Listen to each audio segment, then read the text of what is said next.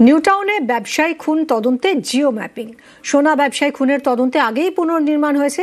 অভিযুক্তদের নিয়ে পুনর্নির্মাণের পর জিও ম্যাপিং, ড্রোনের মাধ্যমে জিও ম্যাপিং বিধাননগর পুলিশের। দত্তাবাদ থেকে নিউটাউনের রাস্তা ধরে জিও ম্যাপিং, বিডিওর ফ্ল্যাট হয়ে দেহ উদ্ধারের জায়গাতেও জিও ম্যাপিং, নতুন করে নমুনা সংগ্রহ ফরেন্সিকেরও। নিউটাউনের রাজগঞ্জের বিডিওর ফ্ল্যাট থেকেও নমুনা।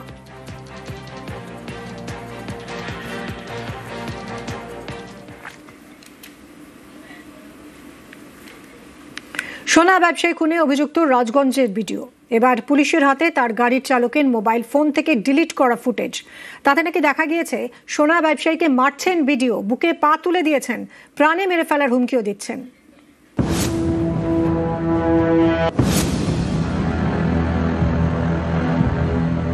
স্বপন কামিল্লা, সল্টলেকের দত্তাবাদে সোনার দোকান।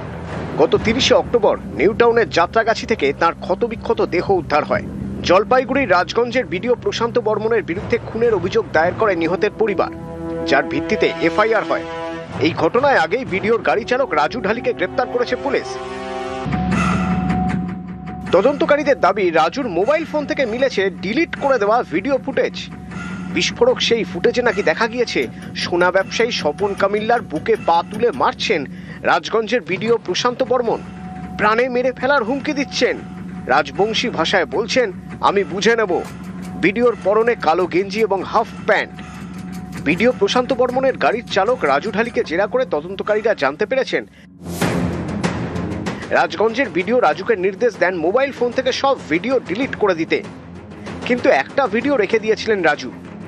সেই ভিডিও আগেই বাজেয়াপ্ত করেন তদন্তকারীরা। তাতে নাকি দেখা গিয়েছে সোনা ব্যবসায়ীকে মারধর করছেন বিডিও প্রশান্ত বর্মন, মারধর করছেন আরো বেশ কয়েকজন। মারতে মারতে ক্লান্ত হয়ে পড়েন প্রশান্ত বর্মন।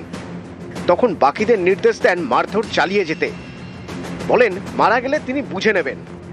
তদন্তকারীদের সন্দেহ, নিজেকে বাঁচানোর জন্যই একটি ভিডিও নিজের মোবাইল ফোনে রেখে দিয়েছিলেন রাজু। এবার তার মোবাইল ফোন থেকে উদ্ধার হলো ডিলিট করে দেওয়া ভিডিও ফুটেজ, যে ভিডিওয়ে নাকি দেখা গিয়েছে সোনা ব্যবসায়ীর বুকে পা তুলে মারছেন বিডিও প্রশান্ত বর্মন। গত 30শে অক্টোবর নিউটাউনের যাত্রাগাছি থেকে সোনা ব্যবসায়ী স্বপন কামিল্লার ক্ষতবিক্ষত দেহ উদ্ধার হয়। এই ঘটনায় ইতিমধ্যে বেশ কয়েকজনকে গ্রেপ্তার করা হয়েছে। পুলিশের জালে বিডিওর গাড়ি চালক রাজু ঢালি, বিডিও ঘনিষ্ঠ বলে পরিচিত ঠিকাদার তুফান থাপা, কোচবিহার 2 নম্বর ব্লকের তৃণমূল সভাপতি সজল সরকার এবং সজলের গাড়ির চালক বিবেকানন্দ সরকার। বুধবার গভীর রাতে এই 4 জনকে নিয়ে খুনের ঘটনার পুনর্নির্মাণ করে পুলিশ। যে কায়দায় একেবারে স্বর্ণ ব্যবসায়ীকে অপহরণ করা হয়েছিল, ঠিক একই কায়দায় অভিযুক্তদের সঙ্গে নিয়ে কিভাবে সেদিনকে অপহরণ করে এবি ব্লকের ফ্ল্যাটে নিয়ে যাওয়া হয়েছিল এবং সেখান থেকে কিভাবে দেহ লোপাট করা হয়েছিল, অভিযুক্তদের সঙ্গে নিয়ে বুধবার রাতে এই ঘটনার পুনর্নির্মাণ করলো বিধাননগর গোয়েন্দা শাখার পুলিশ। সোনা ব্যবসায়ী খুনের তদন্তের জাল একটু একটু করে গুটিয়ে আনছে পুলিশ। অনেকেই মনে করছেন এতে চাপে রাজগঞ্জের বিডিও, গ্রেপ্তার হতে পারেন এই আশঙ্কায় তাই আগাম জামিনের আবেদন জানিয়েছেন তিনি। বারাসাত জেলা দায়রা আদালতে 26শে নভেম্বর শুনানির সম্ভাবনা। অনুপ চক্রবর্তী, নিউজ 18 বাংলা। বনগাঁয় 6 তৃণমূল কাউন্সিলরের বাড়িতে হামলা, বোমা মারা, গুলি চালানোর অভিযোগ। পুর প্রধানের বিরুদ্ধে অনাস্থা প্রস্তাবে সই না করাতেই হামলা, অভিযোগ আক্রান্ত কাউন্সিলরদের।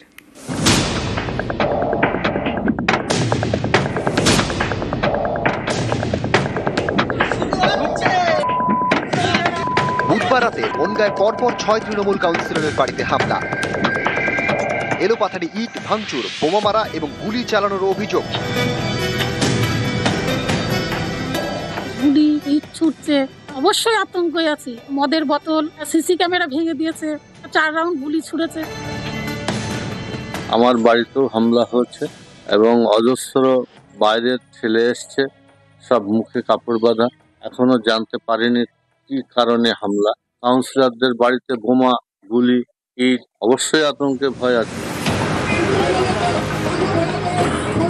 বৃহস্পতিবার বনগাঁ থানার সামনে বিক্ষোভ দেখান আক্রান্ত কাউন্সিলররা।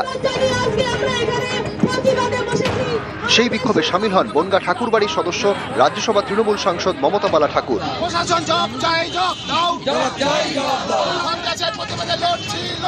এই হামলাকে সাধারণ দুষ্কৃতী হামলা হিসেবে দেখতে নারাজ আক্রান্ত তৃণমূল কাউন্সিলররা।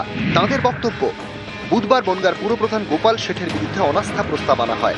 যে 6 জন কাউন্সিলর সেই প্রস্তাবে সই করেননি তাদের বাড়িতেই হামলা চালানো হয়েছে।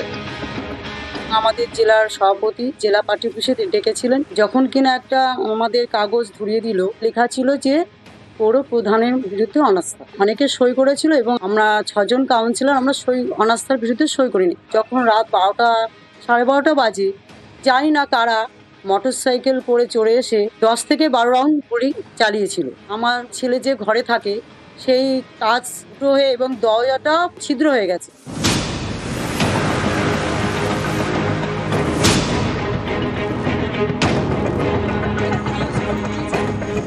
কাকিমা ফোন করে বৌমা বোম পড়েছে, আবার 10 মিনিট পরে কাকিমা ফোন করে বললো পরপর আরো 2টো পড়েছে। কেন হলো বলতে আমাদেরকে অনাস্থা প্রস্তাবের জন্য বলা হয়েছিল চেয়ারম্যানের বিরুদ্ধে, তো আমরা অনাস্থা পেপারে সই করিনি। হয়তো তারই পরিপ্রেক্ষিতে হয়তো বোমটা ফেলেছে আমাদের বাড়িতে। দুষ্কৃতীরা যদি মনে করে যে বোম ফেলে বন্দুক দেখিয়ে বসিয়ে রাখবে ঘরে, কিন্তু সেটা পারবে না। আমাদের যখন ডাকা হয় আমরা যাই 6 জন মহিলা কাউন্সিলর, সেখানে গিয়ে আমাদেরকে জোর করে হুইপ করা হয় যে যাতে আমরা সই করে দিই। আমরা সই করতে রাজি না হয় আমরা সেখান থেকে বেরিয়ে আসি। বেরিয়ে আসার আগেই আমাদেরকে হুমকি দেওয়া হয়, বাড়িতে গিয়ে 6 রাউন্ড গুলি চালায়, অকথ্য ভাষায় গালিগালাজ করে এবং ভাঙচুরও করেন। ওই অনাস্থা প্রস্তাবে যে কাউন্সিলররা সই করেননি তাদের বাড়িতেই নির্দিষ্ট করে তারা অভিযোগ করছেন যে হামলা হয়েছে। এটা আমাদের মনে হয়েছে যে এর মধ্যে কোনো কিন্তু আছে, যে যারা ঘটনা ঘটিয়েছে তারা নয়, এর নেপথ্যে যারা আছে তাদেরকেও চিহ্নিত করতে হবে। কারণ আমাদের মনে হয়েছে যে এটা সম্পূর্ণ তৈরি করা একটা ঘটনা, প্রশাসনিক আইনের পথে যে ব্যবস্থা নেওয়া সেটাই নয়। 26শে বিধানসভা ভোটের আগে 40টি পুরসভার নেতৃত্ব বদলে নজর দিয়েছে তৃণমূল। একাধিক পুরসভার চেয়ারম্যান এবং ভাইস চেয়ারম্যান বদলও করা হয়েছে। 8ই নভেম্বর তৃণমূলের বনগাঁর জেলা সভাপতি বিশ্বজিৎ দাস সাংবাদিক বৈঠক করে গোপাল শেঠকে 15ই নভেম্বর পর্যন্ত সময় দেন। তার মধ্যে পুরপ্রধান পদ ছেড়ে দিতে বলা হয় গোপাল শেঠকে। 14ই নভেম্বর 21 নম্বর ওয়ার্ডের কাউন্সিলরকে অস্থায়ী দায়িত্ব দিয়ে গোপাল শেঠ জানান তিনি অসুস্থ। তারপর থেকে হাসপাতালে ভর্তি গোপাল শেঠ। বুধবার বনগাঁ পুরসভার 22 জন কাউন্সিলরের মধ্যে 15 জনকে নিয়ে বৈঠক করেন বিশ্বজিৎ দাস। গোপাল শেঠের বিরুদ্ধে অনাস্থা প্রস্তাবে তাদের সই করতে বলা হয়। 6 কাউন্সিলর সই না করে বৈঠক থেকে বেরিয়ে যান। বাকি 9 কাউন্সিলরের সই নিয়েই অনাস্থা প্রস্তাব পেশ হয়। যে 6 কাউন্সিলর পুরপ্রধানের বিরুদ্ধে আনা অনাস্থায় সায় দেননি, বুধবার রাতে তাঁদের বাড়িতেই হামলা। বনগাঁ থেকে অনিরুদ্ধ কীর্তনিয়া, নিউজ 18 বাংলা। বনগাঁয় 6 তৃণমূল কাউন্সিলরের বাড়িতে হামলার জের প্রতিবাদে মশাল মিছিল কাউন্সিলরদের। বুধবার রাতে পরপর 6 কাউন্সিলরের বাড়িতে হামলা, বাড়ি লক্ষ্য করে বোমা, গুলি, ইটের অভিযোগ। দুষ্কৃতী দৌরাত্মে আতঙ্কে স্থানীয়রা। গতকাল রাতে মশাল মিছিল করেন কাউন্সিলররা। এলাকাকে ঠিক রাখো, ঠিক রাখো, ঠিক রাখো, হর মাত্রা দূর হটো। ডোমজুড়ের দক্ষিণ বাড়িতে পথ দুর্ঘটনায় মৃত্যু হয়েছে 2 বাইক আরোহীর। বাইকে ধাক্কা মেরে নয়নজুলিতে দুধের ভ্যান, হাসপাতালে ভর্তি দুধের ভ্যানের চালক। ডোমজুড়ে দুর্ঘটনার খবর পাওয়া যাচ্ছে। ডোমজুড়ের দক্ষিণ বাড়িতে পথ দুর্ঘটনা, 2 জন বাইক আরোহীর মৃত্যুর খবর পাওয়া যাচ্ছে। বাইকে ধাক্কা মেরে নয়নজুলিতে দুধের ভ্যান পড়ে যায়, হাসপাতালে ভর্তি দুধের ভ্যানের চালক।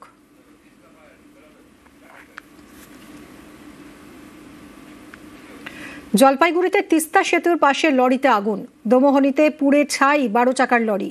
রেলের জিনিস নিয়ে গুয়াহাটি যাচ্ছিল লরিটি। শর্ট সার্কিট থেকে আগুন বলে অনুমান। সেতুতে যান চলাচল বন্ধ রেখেই আগুন নিয়ন্ত্রণ দমকলের।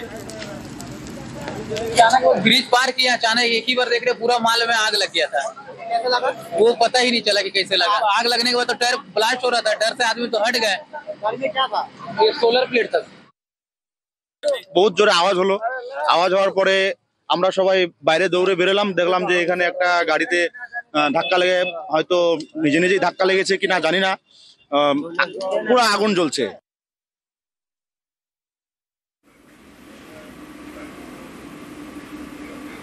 আলিপুরদুয়ারের বীরপাড়ায় ফের খাঁচাবন্দি চিতাবাঘ। ছাগলের টোপে ডিমডিমা চা বাগানে খাঁচাবন্দি চিতাবাঘ। কয়েকদিনের চেষ্টায় খাঁচাবন্দি পূর্ণবয়স্ক পুরুষ চিতাবাঘ। খাঁচাবন্দি চিতাবাঘ দেখতে ভিড় স্থানীয়দের।